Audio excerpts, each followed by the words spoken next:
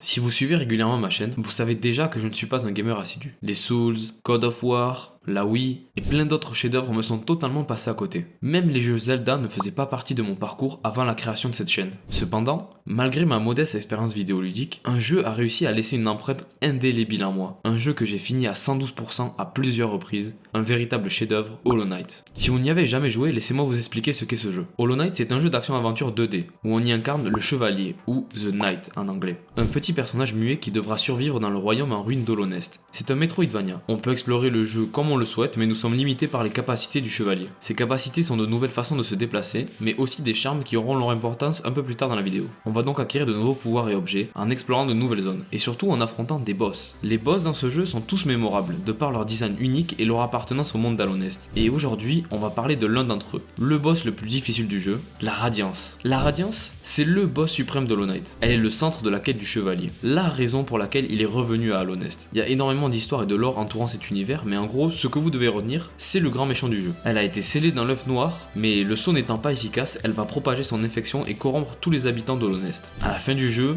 le joueur se retrouve à l'affronter et le boss est vraiment difficile. Laissez-moi vous décrire le combat contre la Radiance qui se déroule en 5 phases. Phase 1, l'arène est large et ouverte. La Radiance utilise toutes ses attaques, sauf Spike Floor et Big Beam. Phase 2, la Radiance utilise en plus Spike Floor, réduisant l'espace au sol généralement par 2, et continue d'utiliser ses autres attaques. Phase 3, la Radiance se déplace au centre de l'arène et reste là. Spike Floor se divise des deux côtés du sol. La Radiance utilise le Sword Rain indéfiniment. Phase 4, les joueurs se retrouvent dans une arène de petites plateformes, avec le vide en dessous pour les attraper. Cette arène est globalement plus grande que celle des phases précédentes. La Radiance utilise toutes les attaques à l'exception des attaques Sword Rain, Spike Floor et Big Beam dans cette phase. Phase 5, cette phase est une ascension où le joueur doit sauter de plateforme en plateforme de plus en plus haute, tout en esquivant les gros faisceaux le long du chemin. Une fois que le joueur atteint la Radiance, il doit la frapper avec l'aiguillon une seule fois pour mettre fin au combat et déclencher la séquence finale. A savoir qu'à l'exception de la phase 3 et 5, la Radiance flottera toujours à différentes hauteurs au niveau du sol et se téléportera autour de l'arène toutes les quelques secondes. Et voilà, si vous arrivez à survivre à tout ça, vous avez vaincu la Radiance, le boss le plus dur du jeu. Enfin, pas vraiment. Vous avez uniquement vaincu sa forme normale. Car si le challenge n'était pas assez élevé pour vous, pas d'inquiétude, un nouveau combat bien plus dur vous attend.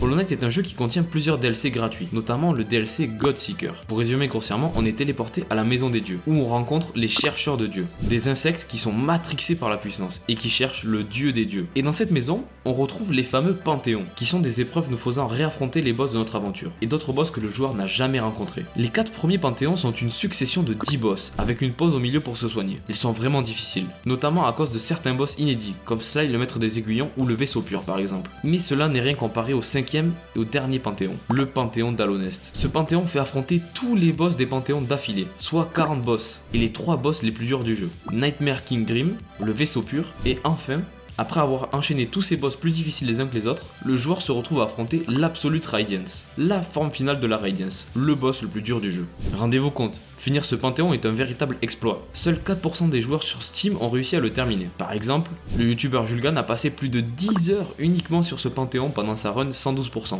Alors, pourquoi c'est aussi dur? Bon, déjà, évidemment, affronter tous ces boss d'affilée, c'est éprouvant, surtout quand le niveau augmente au fur et à mesure. Aussi, une tentative, si elle est menée jusqu'au bout, dure environ 40 minutes pour un joueur normal. C'est vraiment long et éprouvant. Et enfin, la raison pour laquelle cela est si difficile, le boss final, l'Absolute Radiance. C'est une version boostée aux hormones de la Radiance qui reprend toutes les phases du boss en les rendant encore plus difficiles et donc impossibles à esquiver. En prime, elle ajoute aussi une autre phase, juste après l'ascension, où la Radiance se téléporte et nous envoie des orbes. Rendez-vous compte, après 40 minutes de tentative, vous devez battre ce boss qui semble impossible. D'ailleurs, vous ne pouvez vous entraîner sur ce boss qu'après avoir perdu une fois face à lui. Pour reprendre l'exemple de Julgan, il a mis 1h30 juste à battre la Radiance une seule fois en entraînement. Et perso, j'ai mis 3 heures à la battre et je n'ai jamais réussi à finir le Panthéon. L'accomplissement de finir ce Panthéon est énorme. Mais parmi ces 4% de joueurs, certains ont trouvé que ce n'était pas assez, que la Radiance absolue n'était pas assez dure. C'est pourquoi un modeur du nom de Bobfred a décidé de créer une nouvelle version ultime de la Radiance. Pour beaucoup, ce boss n'est qu'une blague, et est impossible à battre même pour Bobfred. Mais les joueurs de la communauté Hollow Knight n'ont pas vu cela sous le même angle. Pour eux, c'était un nouvel objectif qui s'ouvrait, une nouvelle ère, une nouvelle façon de se démarquer en devenant la première personne à battre ce boss réputé. Alors, pourquoi une Radiance est réputée impossible? Premièrement, dans la version originale, les tirs laser de la Radiance disparaissent au fur et à mesure qu'elle en tire des nouveaux. Mais ici, ils restent jusqu'à la fin de l'attaque complète. De plus, le Sword Burst, réputé comme l'attaque la plus difficile à esquiver de la Radiance radiance normale devient quasiment instantanée, et en prime est ajouté un troisième cercle d'épée en plus. Ensuite, la radiance fait apparaître des murs d'épée et de laser, mais dans la version originale, ils apparaissent uniquement d'un côté. Alors qu'ici, ils viennent des deux côtés en simultané pour converger vers le milieu de l'arène. Et la cerise sur le gâteau, c'est que ce sont des attaques lentes, et donc que la radiance aura le temps d'envoyer une autre attaque en même temps, alors que le joueur est déjà en train d'essayer d'esquiver les murs. La prochaine attaque est le barrage d'orbes. Dans la version originale, le boss fait spawn quelques orbes lentement. Ici, Any Radiance en fait spawn de 10 à 12 instantanément sans que l'attaque soit télégraphiée et donc prédictible. Ensuite, la Sword Rain. D'habitude, la radiance fait apparaître les épées vague par vague individuellement, avec des pauses entre celles-ci. Mais ici, les 4 vagues sont envoyées d'affilée. Et enfin, des pics peuvent apparaître sur une partie de l'arène, mais il ne reste que si le joueur n'a pas été touché. Si vous n'avez toujours pas compris, Any Radiance n'a pas été créé pour être équitable, mais tout bonnement injuste et impossible à finir. Car si vous survivez jusque-là, dans la phase après, l'arène est recouverte de pics et donc le joueur doit répéter et esquiver les attaques vues précédemment, tout en prenant garde de ne pas toucher les pics. Si le joueur survit jusqu'ici, il pourra faire face à la Sword Rain continue. Dans la version originale, le joueur a relativement de place pour esquiver les épées. Et comme vu précédemment, elles n'arrivent pas toutes en même temps. Alors que dans la version modée, c'est l'enfer à esquiver, il faut vraiment être ultra précis. Car la radiance fait apparaître environ 3 rangées d'épées par seconde, sachant que le joueur ne doit pas que se concentrer à esquiver, il doit aussi donner des dégâts au boss. Une fois cela terminé, le joueur a un petit temps pour se soigner avant de commencer la phase sur les plateformes. Et cette phase est bien plus dure que les précédentes, car le joueur n'a que de petites plateformes pour se déplacer, et la radiance se téléporte aléatoirement. En plus, même si quasiment toutes les attaques sont les mêmes, le barrage d'orbe lui est modifié pour être encore plus dur à esquiver. Et en prime, les murs de laser sont ultra rapides. Le joueur doit donc timer son invincibilité pour survivre. Une fois cette phase passée, le joueur entame donc l'ascension. Et c'est là que pour Bob Fred, la blague se terminait. Dans la phase originale, les lasers sont télégraphiés et donc laissent un petit temps pour être esquivés. Alors qu'ici, Any Radiance ne télégraphe pas ses lasers et donc la hitbox apparaît instantanément, en plus de les faire apparaître bien plus rapidement. En ignorant tout ce qu'on a vu précédemment, cette phase seule pourrait convaincre que ce boss est impossible à battre. Et pour finir, la dernière phase. C'est une phase d'endurance. Alors que le stress et la pression sont au maximum, le joueur doit esquiver toutes les orbes de la radiance sans tomber dans le vide et en lui infligeant des dégâts. Au fur et à mesure que le boss prend des dégâts, la plateforme de droite disparaît et des pics apparaissent sur celle de gauche, jusqu'à la fin du combat. Le joueur n'a donc pas d'endroit où se reposer et imaginez la concentration qu'il faut pour survivre ici. Après tout ce que le joueur vient d'affronter, il faut être focus à 100% car la moindre erreur serait fatale. Alors, comment battre ce boss? C'est juste humainement impossible de survivre à toutes ces phases. Impossible, pas pour la communauté Hollow Knight qui ont pris ce boss sérieusement et vont créer toutes sortes de stratégies pour surpasser chaque phase de ce combat. Et la première personne à réussir cela est bien connue de la communauté Hollow Knight, le joueur chinois Snow Cotton Leaf. Mais il n'est pas connu pour les bonnes raisons à la base, car il a été pris en train de tricher dans une run hitless du Panthéon 5. Et beaucoup de gens ont soupçonné que d'autres de ces runs soient aussi fake. Mais ne vous méprenez pas, malgré toutes ces histoires, il est bel et bien un des meilleurs joueurs du jeu, car c'est lui qui a battu Any Radiance en premier. Alors, on peut se demander est-ce que sa run est legit? Eh bien, tous les meilleurs joueurs de Hollow Knight ont disséqué sa run frame par frame et le verdict est tombé. Il semblerait bien que le joueur chinois ait battu Any Radiance de manière totalement legit. Alors, comment il a fait? Le 16 novembre 2019, la vidéo de Cotton où il défait la radiance apparaît sur YouTube et ses mouvements sont totalement inhumains tellement ils sont précis. Déjà, au début du combat, il arrive à reset ses dashs en frappant les épées, en faisant ce qu'on appelle un pogo. Aussi, le joueur chinois arrive à manipuler les orbes sans se prendre de dégâts ou même utiliser les frames d'invincibilité. Il arrive même à trouver un timing super précis durant lequel il se soigne.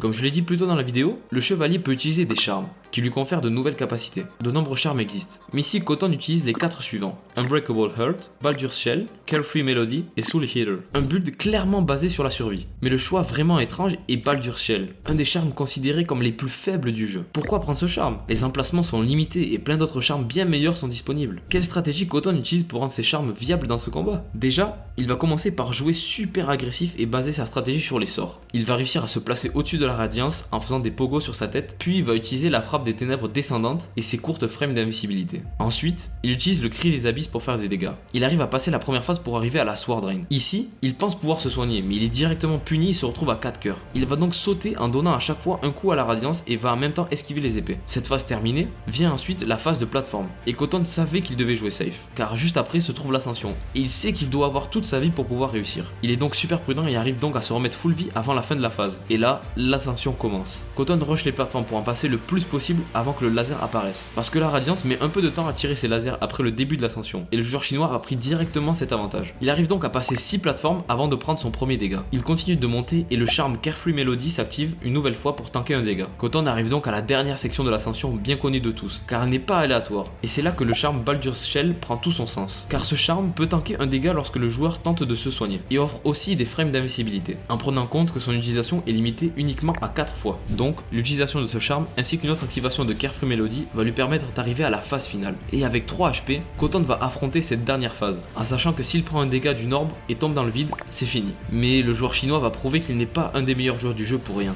Il va exploiter le fait que les orbes disparaissent si elles sortent de l'écran et va donc pogo sur la tête de la Radiance pour lui faire des dégâts. Et ça y est, Koton arrive à battre Any Radiance, et il devient le tout premier joueur à l'avoir fait. La vidéo du combat va exploser sur la plateforme chinoise Bilibili, qui devient la vidéo la plus populaire de Hollow Knight sur ce site. Koton a prouvé que battre Any Radiance était possible, et que ça allait donc motiver d'autres joueurs incroyables à se frotter à ce boss. Car même si la Radiance est vaincue, on peut dire que le combat est un peu laborieux, et que Koton est assez chanceux, notamment sur les timings d'activation de Carefree Melody. Du coup, de nombreux membres de la communauté vont s'affronter pour devenir le second joueur à battre Any Radiance avec d'autres stratégies les plus folles les unes que les autres. Mais Koton n'est pas considéré comme l'un des meilleurs joueurs du monde pour rien, et pendant un long moment, il va rester le seul joueur à avoir vaincu Any Radiance. Il faudra attendre 469 jours pour que Hunt Hustle, un joueur américain, réussisse lui aussi à battre Any Radiance, devenant ainsi le second joueur à battre le boss, sachant que Hunt a été aidé par Chrome, un autre membre de la communauté réputé comme celui ayant le plus d'informations sur la Radiance. Il va donc dédicacer sa victoire à ce dernier qui l'a aidé à réussir cet exploit. Quant à Koton, il va continuer d'affronter les challenges les plus difficiles de Hollow Knight les uns après les autres. Le joueur chinois est vraiment un passionné du jeu, et il continue encore aujourd'hui à prouver qu'il est sûrement le meilleur joueur de Hollow Knight ayant existé. J'espère que la vidéo vous aura plu. Si c'est le cas, n'hésitez pas à liker et à vous abonner. Je voulais un peu changer de format pour raconter une histoire sur un de mes jeux préférés. Pour cette vidéo, je me suis inspiré de celle faite par le youtubeur américain Fireborn qui est dans la description si vous voulez la voir. Sur ce, c'était Chab, bye les gars.